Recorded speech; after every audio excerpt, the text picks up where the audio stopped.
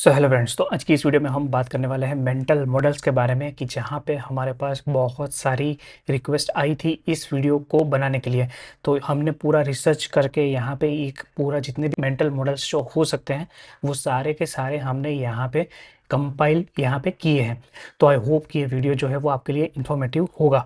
तो आइए स्टार्ट करते हैं। तो पहले तो सबसे पहले हम जानते हैं कि what is a mental model. अभी मेंटल मॉडल का मतलब क्या होता है कि ये एक ऐसी चीज़ है कि जिसको आप हर एक सिचुएशन पोटेंशियली हर एक चीज़ में, और जब आप स्टॉक मार्केट इन्वेस्टिंग के बारे में जब हम बात करते हैं तब भी वहाँ पे ये सारी चीज़ें जो है वो एप्लीकेबल होती है। वो एक लेट्स से अगर आप एक मेंटल मॉडल के साथ अगर आप चलते हो तो आप स्टॉक आइडियाज़ को जल्दी से फिल्टर आउट कर सकोगे, क्योंकि जैसे हमें पता है कि इंडियन स्टॉक मार्केट में समवेयर अराउंड 5000 कंपनीज जो है वो अभी लिस्टेड है।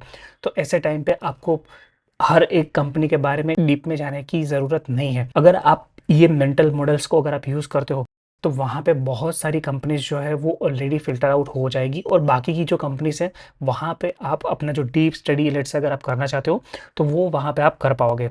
तो इसीलिए मेंटल मॉडल की ज़रूरत हमें क्यों है कि जहाँ पे वो हमारा थिंकिंग इम्प्रूव करता है, प्लस हमारा टाइम जो है वो भी बचाता है ऐसी सिचुएशंस में।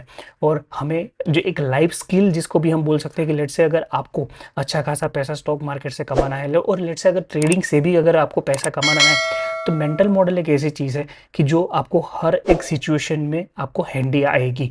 तो आइए स्टार्ट करते हैं। तो यहाँ पे हमने बहुत सारे मेंटल मॉडल्स को लिस्ट किया है, वन बाय वन हम यहाँ पे इसको समझने वाले हैं अलोंग विथ केस स्टडीज़ की। जहाँ पे हमारे पास कुछ केस स्टडी हो तो वहाँ पे लेट्स अगर हम कुछ एग्जांपल लिख सके तो ऐसे भी हमने यहाँ पे इंक्लूड करने का हम यहाँ पे ट्राई करेंगे। तो आइए स्टार्ट करते हैं। तो सबसे पहले अगर मतलब यहाँ पे हमने क्या किया ना कि थोड़ा कैटेगराइजेशन किया है। तो लेट्स अगर हमें डिसीजन मेकिंग के ऊपर अगर कुछ लेट्स से अगर कुछ मॉडल्स मिले हैं तो वहाँ पे जो मॉडल्स हमें मिले हैं उसको हमने इस कैटेगरी के अंदर हमने यहाँ पे रखा है। तो डिसीजन मेकिंग के अंदर अगर लेट्स से अगर हम सबसे पहला और one of the most critical अगर कोई है तो वो है फर्स्ट प्रिंसिपल थिंकिंग। इसका मतलब पहले तो क्या होता है फर्स्ट प्रिंसिपल, जैसे नाम से ही हमें समझ में आता है कि फर्स्ट प्रिंसिपल। इसका मतलब ये है कि जब भी लेट्स से अगर आपके सामने कोई भी प्रॉब्लम आती है तो उसको उसके जो मोस्ट बेसिक पार्ट होते हैं ना उसमें आपको उसको डिवाइड करना है, और फिर उसके जो मेन मेन जो कंपोनेंट है उसको आपको क्वेश्चन करना है। इसको बोलते हैं फर्स्ट प्रिंसिपल थिंकिंग। जैसे अगर मैं आपको एक एग्जांपल लेके समझाऊँ तो जैसे हमने यहाँ पे एक लाइन मेंशन किया है कि EV cars are always expensive, there is no way to make it cheaper. अभी इसका मतलब क्या है कि ये एक ट्रेडिशनल अभी हो गया है। जैसे हम मार्केट में भी देखते हैं, लेट्स से अगर आप कोई कार परचेस करने जाते हो तो वहाँ पे आप देखोगे कि ईवी का जो प्राइसिंग है वो हमेशा ही पेट्रोल डीजल के वेरिएंट के कंपैरिजन में हमेशा ही ज़्यादा रहता है। तो अभी ये चीज़ तो ठीक है कि चलो वो ज़्यादा है, अगर आपको ऐसा लगता है कि उसको चीपर बनाने का कोई तरीका नहीं है तो ये एक हो गया ट्रेडिशनल वे ऑफ थिंकिंग। तो यहाँ से आपको अगर first principle thinking let's say अगर आपको अप्लाई करना है यहाँ पे तो आप कैसे कर सकते हो। तो सबसे पहले तो आपको देखना है कि ईवी कार जो है वो बनती कैसे है, उसके जो बेसिक पार्ट्स है उसको आपको समझना है कि उसकी जो प्राइसिंग है उसको समझना है कि कौन कौन सी चीज़ में कितनी कितनी कॉस्ट जा रही है। लेट्स से बॉडी बनाने में, उसकी बैटरी में, उसकी कोई मोटर अगर आती है तो उसमें, उसके जो और अदर स्पेयर पार्ट्स जैसे कि टायर हो गया। तो ये सारी चीज़ों के ऊपर आपको देखना है कि उसकी प्राइसिंग सबसे ज़्यादा कहाँ पे है। और लेट्स से हमें भी पता है कि हर एक ईवी कार में जो बैटरी आती है उसकी कॉस्ट बहुत ज़्यादा होती है। तो लेट्स से अगर बैटरी है तो क्यों बैटरी के अंदर जो मटेरियल है क्या हम कोई उसको दूसरे और कोई मटेरियल जो चीपर है, जो अवेलेबल है इजीली, क्या उससे हम बना सकते हैं क्या। तो ये ऐसे आपको एक एक सिंपल कंपोनेंट में जाना है। मतलब लेट्स से अगर कोई कॉम्प्लेक्स प्रॉब्लम है तो उसको आपको इतने पार्ट्स में तोड़ना है कि जहाँ पे आप हर एक पार्ट्स को आप इंडिविजुअली समझ सको, और फिर आपको वहाँ पे क्वेश्चनिंग करनी है और अपने जो फाइनल कंक्लूजन है उसके ऊपर आना है। तो इसको बोलते हैं फर्स्ट प्रिंसिपल थिंकिंग। तो ये एक बहुत ही इंपॉर्टेंट चीज़ है। लेट्स से अगर आप स्टॉक मार्केट के अंदर भी अगर लेट्स से अगर किसी कंपनी में आप इन्वेस्ट करना चाहते हो तो वहाँ पे आपको बहुत सारी चीज़ें भी देखनी पड़ेगी, फाइनेंशियल्स, कंपनी का जो मैनेजमेंट है वो, फिर कंपनी ने जो अपनी अभी तक अपने शेयर होल्डर के लिए रिटर्न जनरेट किया है उसके बारे में भी आपको सोचना है, कंपनी की जो प्रोडक्ट्स है क्या है, बिजनेस क्या है। ये सारी चीज़ों के बारे में आपको धीरे-धीरे एक-एक चीज़ को आपको समझना होगा। तो इससे बोलते हैं फर्स्ट प्रिंसिपल थिंकिंग। तो और इसके बारे में हार्वर्ड मार्क्स ने जो अपनी किताब लिखी थी मास्टरिंग द मार्केट साइकिल, वो भी हमने हमारे चैनल पे डिस्कस किया हुआ है, तो आप चाहो तो वो भी देख सकते हो।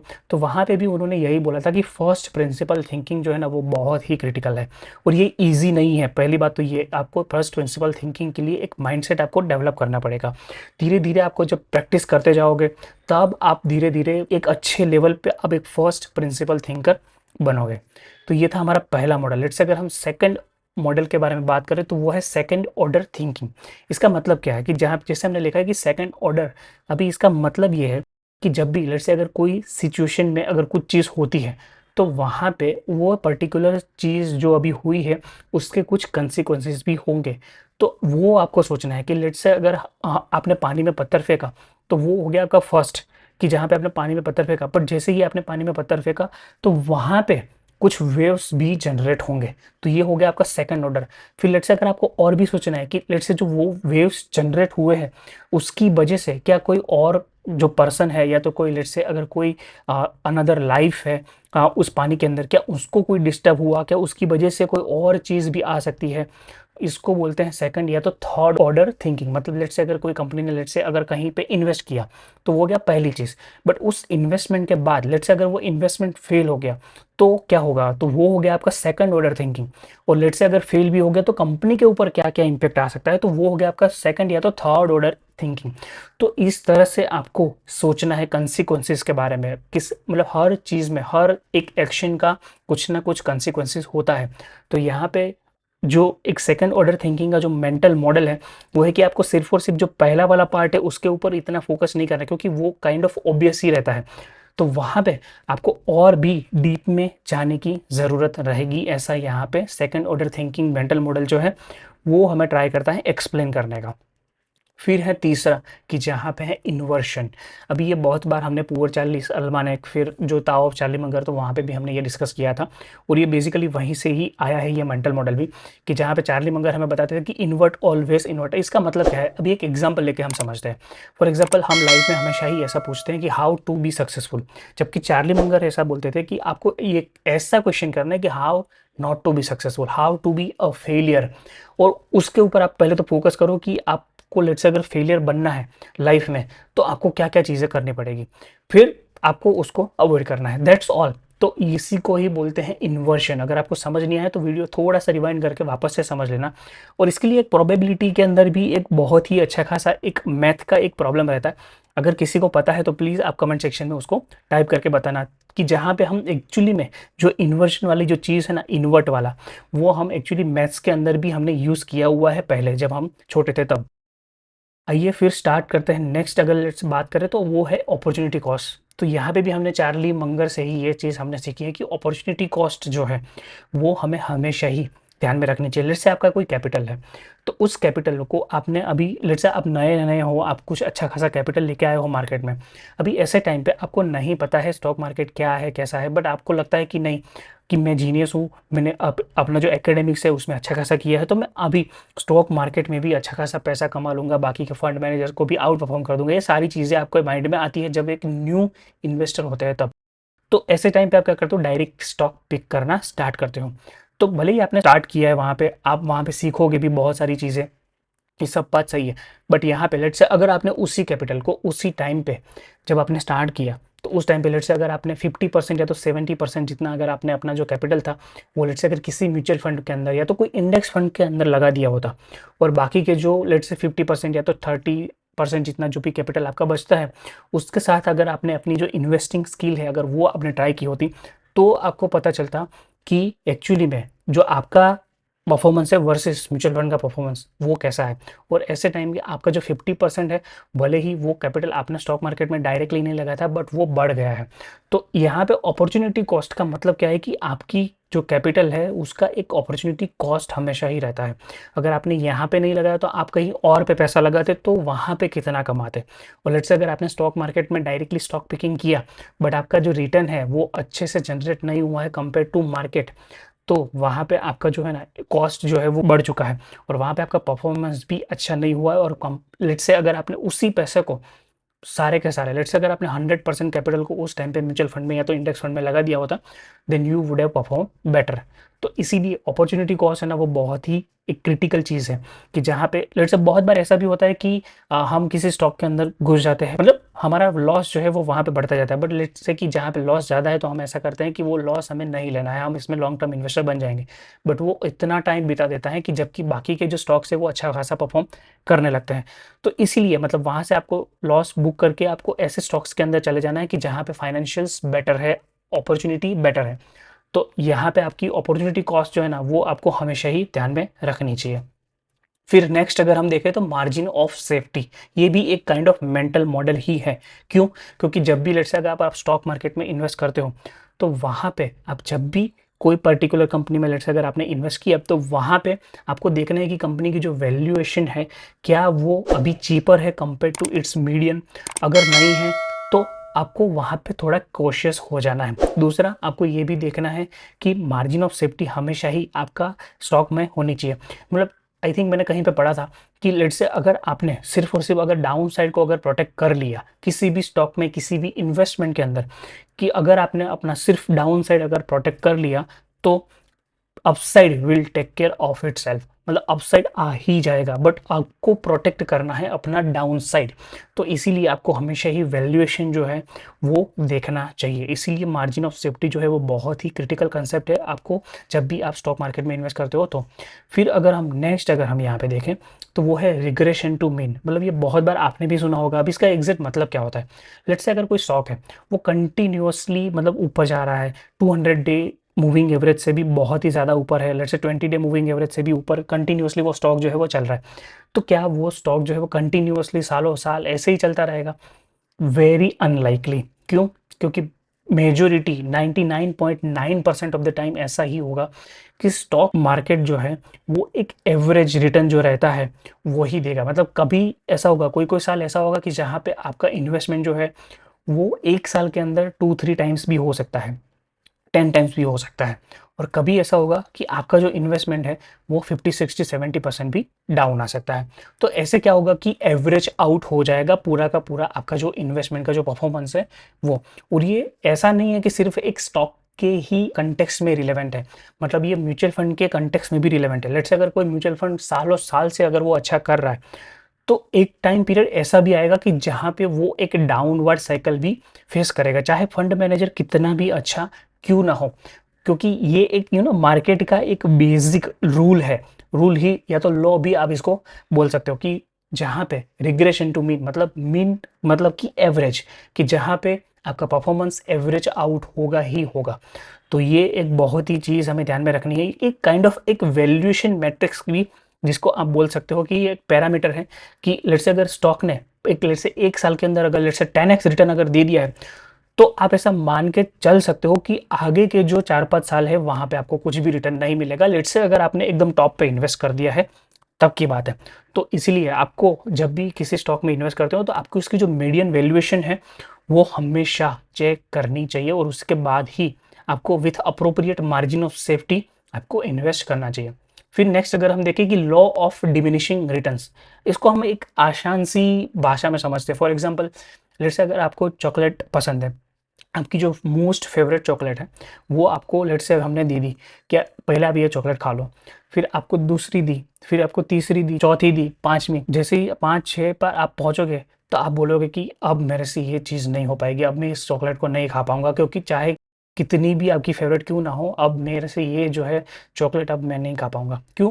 क्योंकि जैसे जैसे अब कोई चीज़ बढ़ती जाती है ना वैसे वैसे उसकी जो यूटिलिटी है वो भी कम होती जाती है।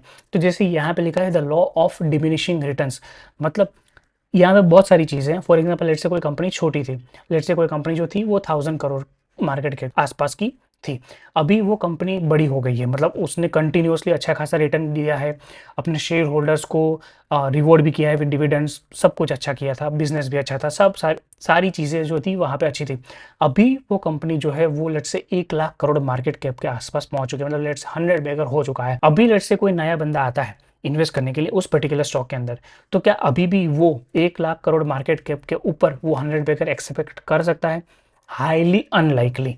तो यहाँ पे यही चीज़ हमें यहाँ पे ये the law of diminishing return है वो यही समझाना चाहते हैं कि एक बार अगर कोई पर्टिकुलर स्टॉक या तो कोई म्यूचुअल फंड ने अच्छा खासा रिटर्न अगर very short period of time अगर हमें दे दिया है तो वहाँ पे हमें जो फ्यूचर रिटर्न्स है वो भी वहाँ पे डिस्काउंट हो जाते हैं और जो रिटर्न है अपना वो भी उस टॉप पॉइंट से कम हो जाता है। तो इसीलिए जब भी आप इन्वेस्ट करो तो ये एक चीज़ आपको ध्यान में रखनी चाहिए। फिर ये जो सारे अभी तक हमने डिस्कस किए वो थे डिसीजंस मेकिंग के लिए मेनली यूज़फुल हो सकते हैं।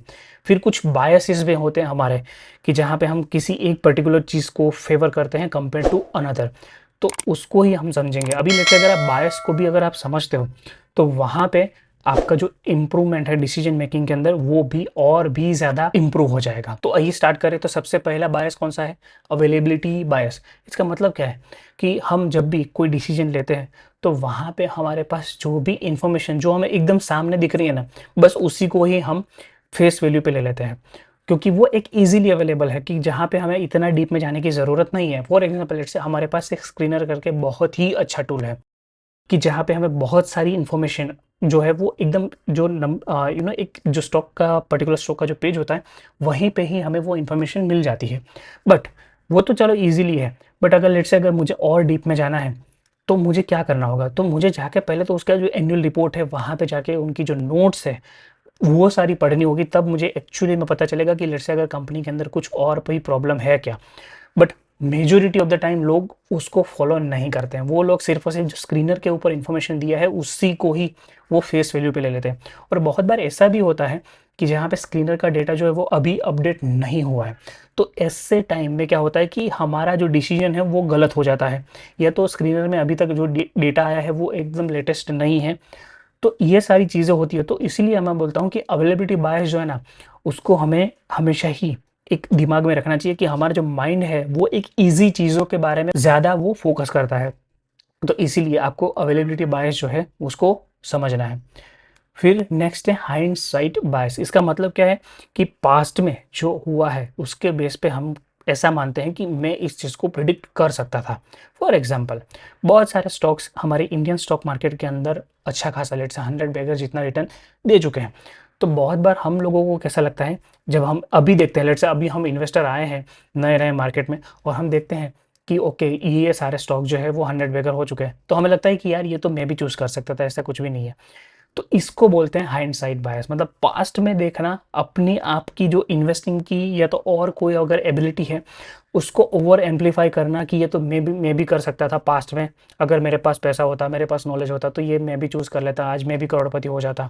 तो इसको बोलते हैं पर्टिकुलर हाइंडसाइट बायस। तो इससे हमें दूर रहना है। हमारे जो टाइम है, हमारा जो वैल्यूएबल टाइम है ना, वो उसको इसके ऊपर हमें स्पेंड नहीं करना है। हमें क्या करना है कि अभी मैं कौन सी अपॉर्चुनिटी देख सकता हूँ मार्केट में कि जो नेक्स्ट 10 ईयर्स में मुझे अच्छा खासा रिटर्न दे सकती है, उसके ऊपर आपको फोकस करना है। फिर तीसरा है डनिंग क्रगर इफेक्ट। इसका मतलब क्या है कि जो नया इन्वेस्टर मार्केट में आता है ना, वो देखता है, जानता है, समझता है, पढ़ता है, फिर उसको लगता है कि मेरी जो इन्वेस्टिंग एबिलिटी है वो बहुत ही अच्छी है और मैं विथ 100% श्योरिटी, जो फंड मैनेजर है जो सालों से काम कर रहे हैं उनका जो काम ही यही है, उनको भी मैं बीट कर सकता हूँ, मैं मार्केट को भी बीट कर सकता हूँ। तो इसको बोलते हैं डनिंग क्रूगर इफेक्ट कि जहाँ पे हम अपने आप की जो एबिलिटी है उसको बहुत ही ज़्यादा ओवर एस्टिमेट कर देते हैं, कि जहाँ पे हमें इतना पता भी नहीं, हमारा नॉलेज भी उतना नहीं है। अभी अभी तो हमने कोई एक डाउन साइकिल भी अच्छे से नहीं देखी है, और उतने टाइम में तो हम जो बाकी के फंड मैनेजर्स है उनको भी आउट परफॉर्म करने की बात करने लगते हैं। तो इसको बोलते हैं डनिंग क्रूगर इफेक्ट। तो ये भी एक काइंड ऑफ बायस है, तो इससे भी हमें दूर रहना है। फिर एंडाउमेंट इफेक्ट। बहुत बार आपने ये चीज़ जो है वो आपने सुनी होगी। इसका मतलब क्या होता है? इसका मतलब है कि जो भी चीज़ आपके पास है उसको आप बहुत ही ज़्यादा प्राइस पे आप उसको सेल करना चाहते हो। आपको लगता है कि उसकी जो वैल्यू है, उसकी जो वर्थ है वो ज़्यादा है कंपेयर टू जो आपके आस-पास जो लोग हैं उनको लगता है। फॉर एग्ज़ाम्पल लेट्स से आपको कोई एक अपनी यूज़ कार है, मतलब आपने कार परचेज़ करी थी, अभी 5 या तो 7 सालों के बाद आपको लेट्स से उसको बेचना है। तो आपको, क्योंकि आपकी कार जो है वो आपने बहुत टाइम से उसको ऑन किया है, यूज़ किया है, तो आपको लगता है कि ये जो कार है वो इतने में ही जानी चाहिए। जबकि बाकी के जो लोग हैं जो आपकी कार को ओन नहीं करते, उनको पता है कि इसकी एक्चुअल वैल्यू जो है वो इतनी नहीं आ सकती है। बट बिकॉज़ कि आप उस कार को ओन करते हो तो आपको लगता है कि ये चीज़ जो है वो इतनी ज़्यादा प्राइस पे वो बिक सकती है। तो इसी पर्टिकुलर चीज़ को बोलते हैं एंडाउमेंट इफेक्ट। अगर इसी को अगर हम स्टॉक मार्केट के कंटेक्स्ट में अगर हम समझना चाहें तो ऐसे समझ सकते हैं। फॉर एग्जांपल लेट्स से अगर आपके पास कोई पर्टिकुलर कंपनी का स्टॉक है, तो आपको लगता है कि नहीं यार, मुझे अभी तो इसको इस प्राइस पे तो नहीं ही बेचना है, मतलब मुझे तो लगता है कि ये जो है भी और भी ऊपर जाएगा क्योंकि इसकी प्राइस ये है। फिर जैसे ही हम वहाँ पे पहुँचते हैं, लेट्स से मार्केट अगर वहाँ तक पहुँच जाता है, तो आपको लगेगा कि नहीं यार, अभी तो ये मतलब यहाँ तक अगर पहुँच गया तो ये तो और भी आगे जा सकता है। तो इसी को वही बोलते हैं एंडाउमेंट इफेक्ट। मतलब लेट्स से अगर आपने अगर किसी पर्टिकुलर स्टॉक को, कोई चीज़ को अगर आपने ओन किया है, तो आपको हमेशा ही लगेगा कि इसकी वैल्यू जो है वो ज़्यादा आनी चाहिए, और इसी को बोलते हैं एंडाउमेंट इफेक्ट। फिर है सर्वाइवरशिप बायस। अभी इसका मतलब क्या है कि हम एक क्लासिक एग्जांपल लेते हैं कि जहाँ पे एक बार मैं कुछ एक ग्रुप ऑफ पीपल से बात कर रहा था, तो वहाँ पे जब मैंने बात किया कि राकेश झुनझुनवाला जो हमारे इंडियन स्टॉक मार्केट में एक बिलियनर हो चुके हैं स्टॉक मार्केट से, उन्होंने कैसे अच्छा खासा पैसा कमाया, तो वहाँ पे मुझे बहुत सारे लोगों ने बोला कि हम भी राकेश झुनझुनवाला बन सकते हैं। और मैंने बोला कि यू आर एब्सोल्युटली राइट, कि आप बन सकते हो, ट्रेडिंग से, इन्वेस्टिंग से बन सकते हो, ऐसा कुछ भी नहीं है। बट आपको क्या ये पता है कि जैसे राकेश झुनझुनवाला जी जो थे, वैसे ऐसे हज़ारों लाखों लोग स्टॉक मार्केट में आते हैं कि उनको भी यही लगता है कि हम भी राकेश झुनझुनवाला बन जाएँगे। जैसे राकेश झुनझुनवाला जी ने जब फ्यूचर एंड ऑप्शन में भी उन्होंने ट्रेड वगैरह किया है, इक्विटी में भी ट्रेड किया है, इन्वेस्टिंग भी किया है, और तब जाके वो इतने आगे पहुंचे थे। बट क्या बहुत सारे, जैसे हम हमारे पास अभी सेबी का डेटा भी आता है कि जहाँ पे 99% of the people in future and options are losing money. तो इसका मतलब क्या है, जो हमें क्लियरली दिखाता है कि हमें हर बंदे को ऐसा लगता है कि भाई वो भी फ्यूचर एंड ऑप्शन करके वो राकेश झुनझुनवाला बन जाएगा। तो यही चीज़ है कि सर्वाइवरशिप बायस, कि हमें लगता है कि हम, बाकी का मुझे नहीं पता है, बट हम जो है ना वो आगे निकल जाएंगे यही चीज़ करके, भले ही चाहे वो कितनी भी रिस्की क्यों ना हो, भले ही हमारी इतनी एबिलिटी ना भी हो, हमारा इतना नॉलेज ना भी हो, बट फिर भी मुझे लगता है कि हम वहाँ पे पहुँच जाएंगे। तो इसी को बोलते हैं सर्वाइवरशिप बायस। तो इससे हमें दूर रहना है, हमें ऑब्जेक्टिवली ही हमेशा सोचना चाहिए। तो ये थे सारे बायसेस। अभी अगर नेक्स्ट अगर हम एक अलग सेगमेंट के बारे में बात करें, तो वो है probability and risk. Stock market में हम जब भी आते हैं तो वहाँ पे हमेशा ही प्रोबेबिलिटी के टर्म्स में ही हमें सोचना चाहिए, और वहाँ पे रिस्क भी बहुत ज़्यादा होता है। तो आइए स्टार्ट करें, तो कौन कौन से मेंटल मॉडल्स है हमारे पास। तो सबसे पहला है कि प्रोबेबिलिस्टिक थिंकिंग। स्टॉक मार्केट में किसी भी इन्वेस्टिंग में, लेट्स से अगर आप म्यूचुअल फंड में कर रहे हो, या तो डायरेक्ट इन्वेस्टिंग कर रहे हो, लेट्स से आप ट्रेडिंग भी कर रहे हो, तो वहाँ पे भी आपको हमेशा ही एक प्रोबेबिलिस्टिक वे में ही सोचना चाहिए। क्यों? क्योंकि वहाँ पे स्टॉक मार्केट एक ऐसी जगह है कि जो 100% यहाँ पे श्योरिटी किसी भी तरह की नहीं होती है। तो इसीलिए आपको हमेशा ही एज अ प्रोबेबिलिटी ही सोचना चाहिए। फॉर एग्जाम्पल, लेट्स से अगर कोई कंपनी है जो कि जहाँ पे उस कंपनी ने कोई पर्टिकुलर लेट्स से एक्विजिशन किया है, तो वहाँ पे भी एक प्रोबेबिलिटी आती है कि उसने जो भी एक्विजिशन किया है, क्या वो वैल्यू ऐड करेगा या तो वैल्यू डिस्ट्रक्ट करेगा। तो दोनों चीज़ों के लिए आपको रेडी रहना है, और इसी के लिए आपको, अगर लेट्स से आपने ऐसे मार्जिन ऑफ सेफ्टी के साथ एक अच्छे वैल्यूएशन पे अगर आपने उसको परचेस किया है, तो वहाँ पे आपको जो लेट्स से उसकी अगर कोई नेगेटिव इम्पैक्ट भी आती है उस पर्टिकुलर एक्विजिशन को लेके, तो वो आपके इन्वेस्टमेंट को इतना हर्ट नहीं करेगा। तो ऐसे ही आपको प्रोबेबिलिस्टिक वे में ही हमेशा सोचना चाहिए। फिर दूसरा है कि लॉ ऑफ स्मॉल नंबर्स। अब इसका मतलब क्या है कि बहुत बार क्या होता है कि हम एक स्मॉल सैंपल साइज के साथ काम करते हैं, और वहाँ पे कोई पर्टिकुलर से चेरी पिक करके हम कोई एग्जांपल निकालते हैं, और उसको हम बोलते हैं कि देखो देखो ये स्टैटिस्टिक्स है, मेरा तो इतना अच्छा परफॉर्मेंस है। तो इसीलिए यहाँ पे वो कह रहे हैं कि लॉ ऑफ स्मॉल नंबर्स को आपको क्यों समझना है, क्योंकि आपका जो सैंपल साइज है अगर वो बहुत ही छोटा है, और लेट्स से अगर वहाँ से हम किसी पर्टिकुलर कंक्लूजन को निकालते हैं, तो वो सही नहीं होगा, वो आपको रियल लाइफ में आपको हेल्प नहीं करेगा। तो इसीलिए आपको स्मॉल नंबर से जब भी ऐसा, या तो स्मॉल पॉपुलेशन से आपको जब भी कुछ अगर लेट्स से काम करना है या तो कोई कंक्लूजन निकालना है, तो ऐसे टाइम में आपको एक्स्ट्रा कॉशियस हो जाना है। फिर है ब्लैक स्वान इवेंट्स। मतलब अगेन ये प्रोबेबिलिस्टिक इवेंट है कि जहाँ पे रिस्क भी है, प्रोबेबिलिटी भी है। फॉर एग्जांपल, जैसे कोविड आया था, तो कोविड किसी को नहीं पता था कि अचानक से ऐसा बहुत बड़ा पैंडेमिक जो है वो पूरी दुनिया में आ जाएगा। तो ये है एक kind of black swan event. फिर जैसे 2008 में ग्लोबल फाइनेंशियल क्राइसिस हुआ था, तो वो भी किसी को आइडिया नहीं था उस टाइम पे, मतलब बहुत ही गिने चुने लोग थे कि जिन्होंने इस चीज़ को अर्ली प्रिडिक्ट कर लिया था कि ये चीज़ हो सकती है आज नहीं तो कल। तो इसलिए ब्लैक स्वान इवेंट्स जो है ना, वो हमें बहुत सारी मतलब अपॉर्चुनिटी भी दे सकता है। कैसे? फॉर एग्जांपल, लेट्स से हमें पता है, मतलब ये मार्केट में जैसे मैंने अभी तक पढ़ा है, हिस्ट्री पढ़ा है, उस हिसाब से मैं आपको बता रहा हूँ कि मार्केट में हमें एवरी 10 to 12 ईयर्स एक ऐसी अपॉर्चुनिटी मिलती है कि जहाँ पे कोई ना कोई ऐसी ब्लैक स्वान इवेंट आ जाती है कि मार्केट का जो इंडेक्स लेट्स से निफ्टी 50 हो, तो वो एक इंडेक्स जो है ना वो ऊपर से 40-50% जितना डाउन आ जाता है, क्योंकि एक अचानक से ऐसी इवेंट आ गई है जो नेगेटिव भी है और किसी को पता भी नहीं है, मतलब kind of black swan event.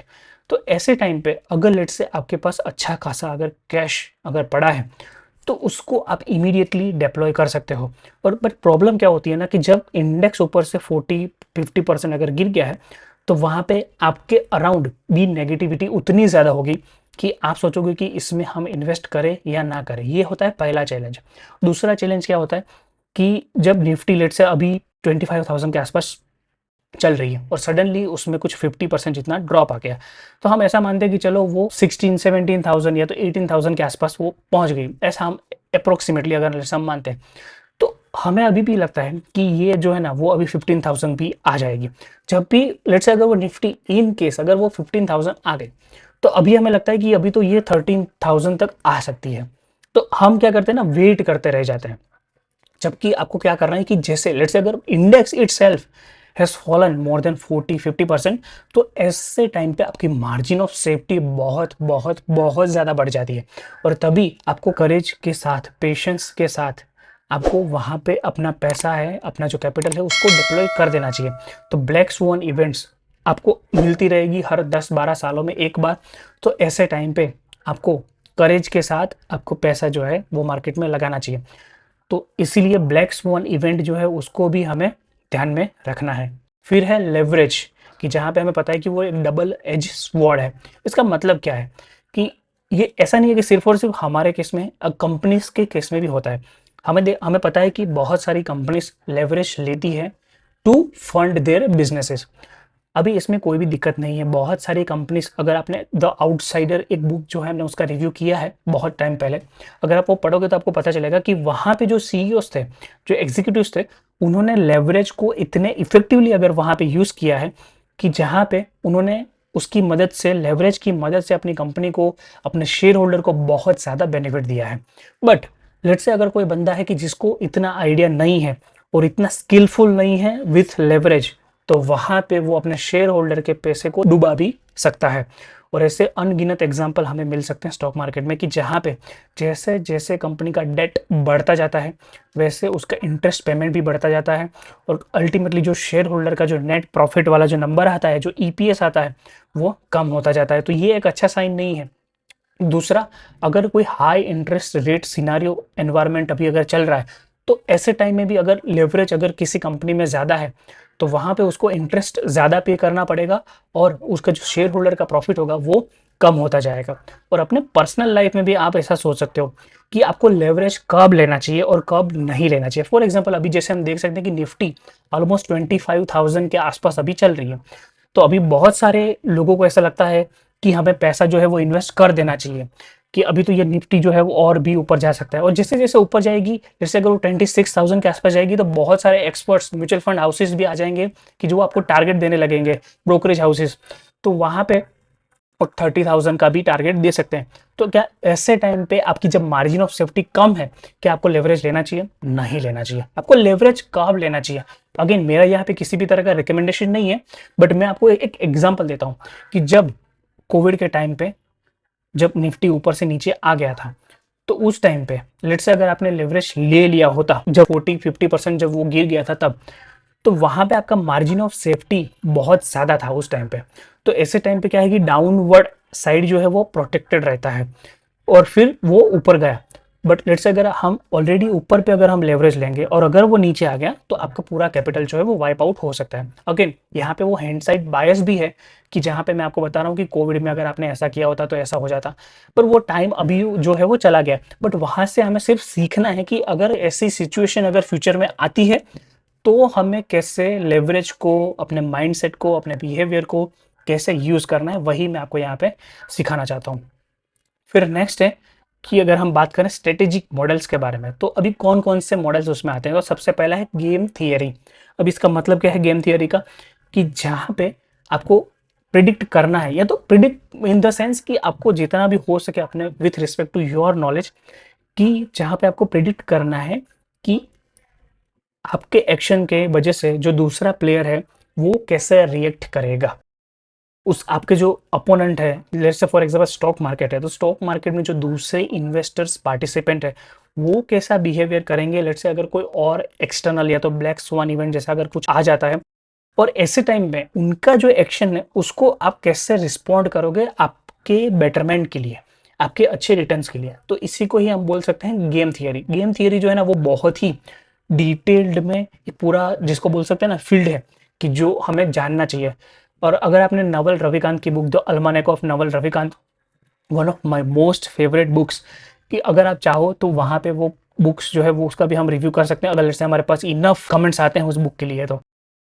तो उस बुक के अंदर नवल रविकांत ने भी एक चीज़ यही बताया है कि आपको गेम थियरी जो है ना वो बहुत ही समझना चाहिए। आपको ये जो सेल्फ हेल्प, मोटिवेशन, ये सारी चीज़ों की, ये सारी बुक्स की आपको ज़रूरत नहीं है। आपको ज़रूरत क्या है, आपको पढ़ना है मैथमेटिक्स, आपको पढ़ना है गेम थियरी। ये सारी चीज़ें जो है ना वो आपको आपकी लाइफ में आगे लेके जाएगी। सेल्फ हेल्प या तो मोटिवेशन जो है ना वो आपको जब तक आप पढ़ रहे हो या तो कोई वीडियो सुन रहे हो तब तक आपको बहुत अच्छा लगेगा। उसके बाद आप मतलब जो एक्चुअल में नॉलेज चाहिए ज़िंदगी में आगे बढ़ने के लिए, उसके लिए आपको गेम थियरी, मैथमेटिक्स, फिजिक्स, ये सारी चीज़ों के बारे में आपको पता होना चाहिए। तो इसलिए गेम थियरी जो है ना वो भी एक क्रिटिकल पार्ट है अगर लेट्स से अगर आप स्टॉक इन्वेस्टिंग करते हो तो। फिर है सर्कल ऑफ कॉम्पिटेंस। अभी ये तो हमने बहुत बार वॉरेन बफेट, चार्ली मंगर दोनों से बहुत बार सुना है। अभी इसका अगर हम थोड़ा सा अगर लेट्स से हम एडवांस लेवल सोचे तो इसका मतलब क्या होता है कि सर्कल ऑफ कॉम्पिटेंस एक ऐसी चीज़ है कि जहाँ पे आप इन्वेस्टिंग या तो ट्रेडिंग ऐसी जगह पे आप करते हो कि जहाँ पे आपकी एक्सपर्टीज है, कि आपको दूसरे बंदे के बारे में आपको इतना नहीं सोचना है, बट आपकी अपनी जो एबिलिटी है उसी में ही आपको इन्वेस्टिंग जो है वो करते जाना है। फॉर एग्जांपल लेट्स से अगर मैं डॉक्टर हूँ तो मुझे पता है कि कौन कौन सी कंपनीज मेडिकल सप्लाईज के अंदर हैं, कौन कौन सी हॉस्पिटल्स हैं जो अच्छा सर्विसेज प्रोवाइड करती है। और उसके बाद मैं अपना जो रिसर्च है वो स्टार्ट करूंगा कि मैं उसका financials, annual report, con calls, ये सारी चीज़ें पढ़ूंगा, जानूंगा, समझूंगा। उसके बाद मुझे ऑलरेडी पता है कि मैं, जबकि मैं तो खुद ये फील्ड में प्रोफेशन अगर वही है डॉक्टर का, तो मुझे ये सारी चीज़ों के बारे में थोड़ा थोड़ा आइडिया ऑलरेडी है। मुझे इंडस्ट्री के बारे में भी ये सारी चीज़ें पता है। अब मैं हॉस्पिटल सेक्टर से एक अच्छा स्टॉक जो है वो मैं चूज़ करूँगा। लेट्स से मेडिकल डिवाइस है तो वहाँ से भी मुझे पता है, तो मैं वहाँ से भी एक अच्छा स्टॉक जो है वो चूज़ करूँगा। बट अभी मुझे केमिकल सेक्टर के अंदर कुछ भी आइडिया नहीं है, तो क्या मैं केमिकल सेक्टर में इन्वेस्ट करूँ या ना करूँ। तो यहाँ पे ही हमारा काम आता है सर्कल ऑफ कॉम्पिटेंस का, कि जहाँ पे आपको ऐसे ही जगह पे खेलना है जहाँ पे आपकी एबिलिटी अच्छी है, आपकी स्किल, आपका नॉलेज एक लेवल पे है। आपको ऐसी जगह पे इन्वेस्ट करने की ज़रूरत नहीं है कि जहाँ पे आपका किसी भी तरह का एक्सपर्टीज़ नहीं है। तो इसी को ही हम एक स्ट्रेटेजी के अंदर हम लेट्स से अगर हमें लेना है सर्कल ऑफ कॉम्पिटेंस को, तो इससे हम उसको यहाँ पे यूज़ कर सकते हैं। फिर है सप्लाई एंड डिमांड। अगर आपने थोड़ा बहुत भी अगर इकोनॉमिक्स, माइक्रो इकोनॉमिक्स अगर आपने पढ़ा है तो वहाँ पे आपको सप्लाई और डिमांड ये दोनों चीज़ों के बारे में बेसिक आइडिया होगा ही होगा। तो यहाँ पे सप्लाई एंड डिमांड की जब हम बात करते हैं तो वो बहुत सारे कंटेक्स्ट में हो सकता है। फॉर एग्जांपल लेट्स से कोई एफएमसीजी कंपनी है, उसकी कोई प्रोडक्ट है कि जहाँ पे वो लेट्स से अगर बिस्किट बनाती है, अभी वो बिस्किट जो बनाती है तो वहाँ पे हमें देखना है कि उसकी डिमांड कैसी है। मतलब अभी बिस्किट कंज्यूम करने वाले जो कस्टमर होते हैं वो एक पर्टिकुलर एज रेंज में रहते हैं, प्लस एक डेमोग्राफिक भी होता है। तो ये सी सारी चीज़ों के बारे में आपको जानना होगा कि जहाँ पे आपके जो प्रोडक्ट है उसके उसकी डिमांड कितनी है, फिर उसके सामने सप्लाई कितनी है। मतलब उसको लेट्स से अगर वो बिस्किट खाने वाले जो कंज्यूमर है उसके सामने सप्लायर्स कितने हैं, कितनी कंपनीज है जो बिस्किट बनाती है और मार्केट में अपना प्रोडक्ट्स सेल करती है। तो ऐसे आपको जज भी करना होगा, क्योंकि बहुत बार क्या होगा कि कंपनीज जो है वो कंटिन्यूअसली मैन्युफैक्चरिंग करती जाएगी, बट अगर लेट्स से वहाँ पे डिमांड ही नहीं है या तो फ्यूचर में वो डिमांड आने भी नहीं वाली है, तो ऐसे टाइम पे आपका जो प्रोडक्ट है वो बिकेगा नहीं, और कंपनी के जो शेयर होल्डर्स हैं उसको वहाँ पे दिक्कत आ सकती है बहुत ही ज़्यादा। तो इसीलिए यहाँ पे सप्लाई एंड डिमांड भी हमें समझना चाहिए। दूसरा कंटेक्स्ट में अगर मुझे समझना है तो क्या समझ सकते हैं, फॉर एग्जाम्पल लेट्स से जो आईपीओस आते हैं, तो अगर मार्केट में डिमांड है, मार्केट में कैपिटल बहुत ज़्यादा है, अभी जैसे आ रहा है, तो ऐसे टाइम पे बहुत सारी कंपनीज कि जिसका कोई लेवल ही नहीं है, ऐसी कंपनीज भी मार्केट में पैसा उठाने आ जाएगी। तो इसीलिए वहाँ पे सप्लाई भी आ जाएगा अगर डिमांड है तो। तो इसीलिए हमें ये भी ध्यान में रखना है कि अगर इतनी सारी कैपिटल या तो इतनी सारी लिक्विडिटी अगर मार्केट की और आ रही है, तो वहाँ पे ऐसे लोग भी बैठे हैं कि जो आपकी लिक्विडिटी को सकाउट भी कर लेंगे। तो इसीलिए सप्लाई एंड डिमांड ये बहुत ही अच्छी चीज़ है जानने के लिए। और ये तो हमने ऊपर ऊपर से बहुत स्क्रैच अभी किया है। अगर आपको और डिटेल में जानना है तो आप सप्लाई एंड डिमांड का एक बेसिक सा कोई वीडियो भी देख सकते हो यूट्यूब के ऊपर। तो वहाँ पे भी आपको और भी डीप में आइडिया आ जाएगा। फिर अगर हम बात करें डिसीजन ट्रीज के बारे में, तो यहाँ पे आपको जब भी लेट से कोई डिसीजन लेना है, तो एज ए ना एक डिसीजन ट्रीज आती है। जैसे हमने यहाँ पे एक एग्जाम्पल के लिए ट्री हमने यहाँ पे रखा हुआ है कि एक डिसीजन है, दो अल्टरनेटिव है, फिर कोई अल्टरनेटिव के अंदर दो आउटकम्स है, और वहाँ पे एक आउटकम के अंदर और भी एक अगर आउटकम हो सकता है। तो यहाँ पे डिसीजन ट्रीज प्लस एक दूसरी चीज़ भी है कि जो जिसको हम बोलते हैं अल्गोरिदम्स। कि जैसे हम आप लेट्स अगर आप कंप्यूटर साइंस अगर आपने थोड़ा बहुत पढ़ा है तो वहाँ पे अल्गोरिदम्स आते हैं कि वहाँ पे लेट्स से यस है तो आगे नो है, तो और एक वहाँ पे क्वेश्चन हो सकता है, फिर वहाँ से आगे यस नो करके हम एक फाइनल कंक्लूजन या तो फाइनल एक डिसीजन की ओर वहाँ पे हम पहुँचते हैं।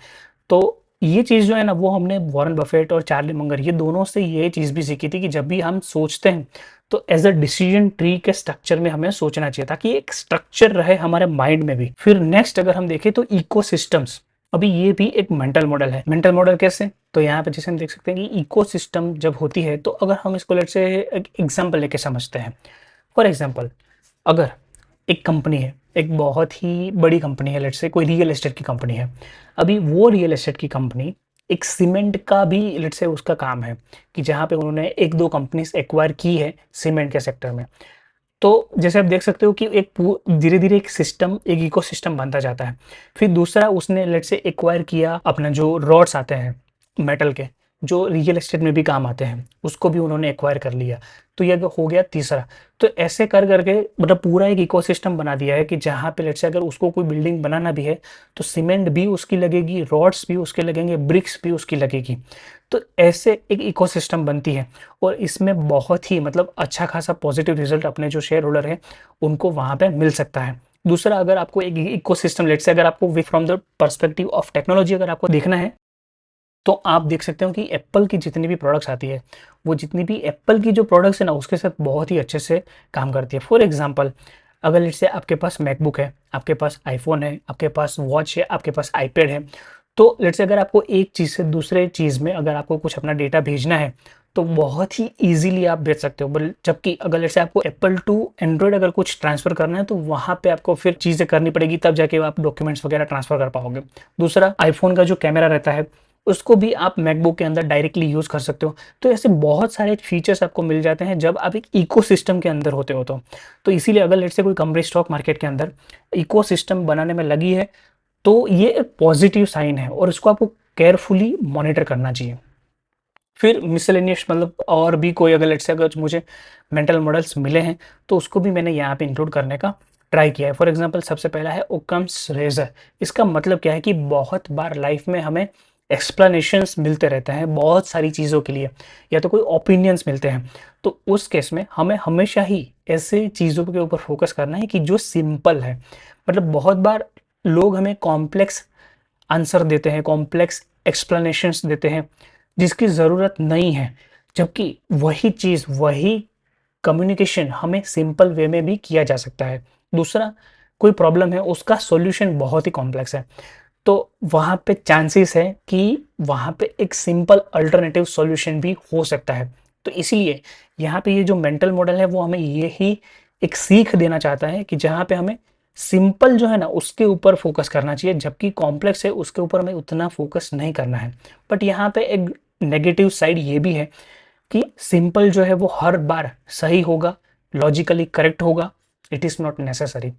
तो बहुत बार हमें कॉम्प्लेक्स सॉल्यूशंस, कॉम्प्लेक्स ओपिनियंस के बारे में भी सोचना पड़ेगा। तो ये एक पहला मेंटल मॉडल। फिर दूसरा है रिलेटिविटी, मतलब कि कंपैरिजन। जब भी हम स्टॉक मार्केट के अंदर लेट्स से अगर आप किसी भी स्टॉक में इन्वेस्ट करना चाहते हो तो आप जब उसकी वैल्यूएशन चेक करते हो तो आपको एक रिलेटिव वैल्यूएशन भी चेक करना चाहिए। फॉर एग्जांपल लेट्स से अगर आपने कोई एक पर्टिकुलर बैंक का वैल्यूएशन आपने देखा कि जहाँ पे प्राइस टू बुक के आसपास वो अभी वो स्टॉक लेट्स से कोई ट्रेड कर रहा है, तो आपने देखा कि क्या बाकी की जो बैंक्स है वो भी कौन कौन से वैल्यूएशन सेगमेंट में वो ट्रेड कर रही है, तो इसको बोलते हैं रिलेटिविटी। मतलब आपको सेम सेक्टर की जो दूसरी कंपनीज है जो सिमिलर बिजनेस में है या तो उसके कॉम्पिटिटर्स हैं, उसकी वैल्यूएशन भी आपको चेक करनी चाहिए। सिर्फ और सिर्फ लेट्स से अगर एक पर्टिकुलर कंपनी को लेके अगर आपने मन बना लिया कि यार ये तो 100 पी पे है, बट आपने क्या देखा कि बाकी की जो कंपनीज है क्या वो भी 100 पी या तो उसके आसपास की रेंज में वो ट्रेड कर रही है क्या, तब जाके आपको पता चलेगा इन रिलेशन। तो इसीलिए आपको पता चलेगा कि रिलेटिविटी में आपको उस कंपनी में इन्वेस्ट करना है या नहीं करना है। तो रिलेटिविटी मतलब आपको कंपैरिजन स्टॉक मार्केट के अंदर दूसरी कंपनीज के साथ आपको करना चाहिए। फिर नेक्स्ट है कैटालिस्ट। मतलब अगर लेट्स से आपने थोड़ी बहुत अगर केमिस्ट्री अगर आपने पढ़ी है अपने स्कूल टाइम पे, तो आपको एक पता होगा कि जिसको हम बोलते हैं स्पीडिंग एजेंट, कि जहाँ पे जो कैटालिस्ट होते हैं वो एक उनकी जो प्रेजेंस होती है ना कोई केमिकल प्रोसेस के अंदर, सिर्फ वो प्रेजेंस की वजह से वो प्रोसेस जो है वो हो जाती है, जबकि वहाँ पे वो ना ही ऐड होते हैं ना ही वो वहाँ से लेस होते हैं। तो कैटालिस्ट जो है in in the stock market context भी हम यहाँ पे ऐसे समझ सकते हैं। फॉर एग्जांपल लेट्स से कोई कंपनी है जो फार्मा सेगमेंट में अंदर काम कर रही है, तो अगर वहाँ पे लेट्स से अगर उसने कोई नया इनोवेशन किया है या तो इनोवेशन अभी कर रही है वो कंपनी, तो ऐसे टाइम पे वो जो इनोवेशन का जो प्रोसेस है वो एक कैटालिस्ट होगा। मतलब जैसे ही इनोवेशन अगर कंप्लीट हो गया और अगर वो सारी चीज़ें सक्सेसफुल हो गई, तो सडनली कंपनी का जो फाइनेंशियल्स है वो एक अच्छे लेवल पे पहुंच जाएगा, कंपनी का स्टॉक प्राइस अच्छे लेवल पे पहुंच जाएगा, कंपनी के जो शेयर होल्डर्स के उनको भी बहुत ज़्यादा फायदा होगा। तो इसी को ही बोलते हैं कैटालिस्ट। तो हमें हमारी कंपनीज में भी ये सोचना चाहिए कि कौन कौन से कैटालिस्ट आ सकते हैं कि जो सडनली या तो फ्यूचर में पोटेंशियली हमारी जो कंपनी है उसको आगे लेके जा सकता है। फिर है इवोल्यूशन, बहुत ही critical. Evolution in terms of कि इवोल्यूशन बेसिकली एक टर्म है कि जहाँ पे इवोल्यूशनरी बायोलॉजी करके एक पूरी चीज़, अगर आपने चार्ल्स डार्विन के बारे में अगर थोड़ा बहुत पढ़ा है, और एक बहुत ही अच्छी किताब है the selfish gene by Richard Dawkins, वो भी आप चाहो तो पढ़ सकते हो इवोल्यूशन के ऊपर। तो इवोल्यूशन का मतलब क्या है कि कंपनीज, अगर हम स्टॉक मार्केट के पर्सपेक्टिव से देखें तो कंपनीज एक इवोल्यूशनरी फेज से हमेशा जाती है। मतलब ऐसा बहुत सारे एग्जाम्पल हमें इंडियन स्टॉक मार्केट में या तो यूएस के स्टॉक मार्केट में भी मिल सकते हैं कि कंपनीज जो एक टाइम पे स्टार्ट हुई थी, लेट्स से आज से 10 20 30 ईयर्स पहले जिस तरह से वो कंपनी स्टार्ट हुई थी, आज अगर हम उसका फेस देखें तो वो पॉसिबल है कि बहुत ज़्यादा चेंज हो चुका होगा। और ये एक बहुत ही रिक्वायर्ड ट्रेट है अगर किसी कंपनी को कंटिन्यूअसली सर्वाइव करना है तो, क्योंकि ये टाइम ऐसा है कि जहाँ पे हम सबको पता है कि हम एक वूका वर्ल्ड में रह रहे हैं। तो ऐसे टाइम पे अगर कंपनीज इवॉल्व नहीं होगी तो कंपनीज जो है वो सर्वाइव नहीं कर पाएगी। तो इसीलिए इवोल्यूशन जो है वो नेसेसरी है। अगर लेट से कोई कंपनी मना करती है इवॉल्व करने में, तो वहाँ पे हमें केयरफुल हो जाना है। फॉर एग्जांपल पास्ट में भी बहुत सारे ऐसे एग्जांपल हुए हैं, जैसे बहुत ही फेमस एग्जांपल जिसको हम बोल सकते हैं कोडेक। तो कोडेक के जो कैमरास आते थे, अभी जब उसने मना कर दिया कि हमें वो डिजिटल कैमरास की ओर नहीं जाना है, क्योंकि अगर वो डिजिटल कैमरा में जाते तो वहाँ पे उनका जो एग्जिस्टिंग बिजनेस था वो डिसरप्ट हो जाता। बट एनीवे जब वो नहीं गए, जब उनके पास एक एडवांटेज था, कंपिटिटिव एडवांटेज, तब भी उन्होंने वो चीज़ नहीं करी। और इसी की वजह से आज हमें पता भी नहीं है, बहुत सारे लोगों को पता भी नहीं होगा कि कोडेक करके कोई कंपनी थी। तो इसीलिए अगर कोई कंपनी इवॉल्व होने से मना कर रही है then it is the no for us. फिर नेक्स्ट अगर हम देखें तो वो है रेड क्वीन इफेक्ट, एक काइंड ऑफ फोर्स इवोल्यूशन भी जिसको हम बोल सकते हैं। इसका मतलब क्या होता है कि जहां पे आपको जस्ट टू सर्वाइव आपको कॉन्स्टेंटली अडेप्ट या तो कॉन्स्टेंटली इवॉल्व होते रहना होगा, जस्ट टू सर्वाइव। मतलब ऐसा समझो कि अभी आपको सिर्फ और सिर्फ इस दुनिया में अगर आपको रिलेवेंट रहना है, सिर्फ रिलेवेंट होने की बात कर रहा हूँ, अगर आपको रिलेवेंट भी रहना है सिर्फ इस दुनिया में, तब भी आपको अपने आप को कंटिन्यूसली अपग्रेड होते रहना होगा। क्योंकि जैसे अभी हम देख सकते हैं कि कंटिन्यूसली हम देख सकते हैं कि कहीं परप्लेक्सिटी से कुछ न्यूज़ आती है, चैट जीपीटी से आती है, ओपन एआई से न्यूज़ आती है, कभी ग्रोक से न्यूज़ आती है। तो ऐसे कंटिन्यूसली जो टेक्नोलॉजी में डिसरप्शंस अभी हो रहे हैं, तो उसकी रिपल इफेक्ट बहुत सारी जगह पे होने वाली है। तो इसीलिए आपको भी अगर आप अपने आप को रिलेवेंट रखना है इस दुनिया के अंदर, तो आपको कंटिन्यूसली सीखते रहना है, कंटिन्यूसली इवॉल्व भी होते रहना होगा। Otherwise you will be irrelevant in a few years. तो इसी को ही बोलते हैं यहाँ पे रेड क्वीन इफेक्ट। और ये है मतलब जितना भी एक स्नैपशॉट कि जो अभी तक हमने जितने भी मेंटल मॉडल्स पढ़े हैं वो यहाँ पे हमने रख दिए हैं। तो आई होप कि ये वीडियो आपको अच्छा लगा होगा। वीडियो थोड़ा लंबा हुआ है क्योंकि यहाँ पे हमने जितना हो सके उतना डीप एक्सप्लेनेशन देने का भी ट्राई किया है। तो अगर आपको कुछ सजेशंस है आपके पास और नेक्स्ट वीडियोस के लिए भी अगर लेट से कोई आइडियाज़ है तो प्लीज़ उसको कमेंट सेक्शन में डालना, हम उसको ट्राई करेंगे आंसर करने का। Thank you.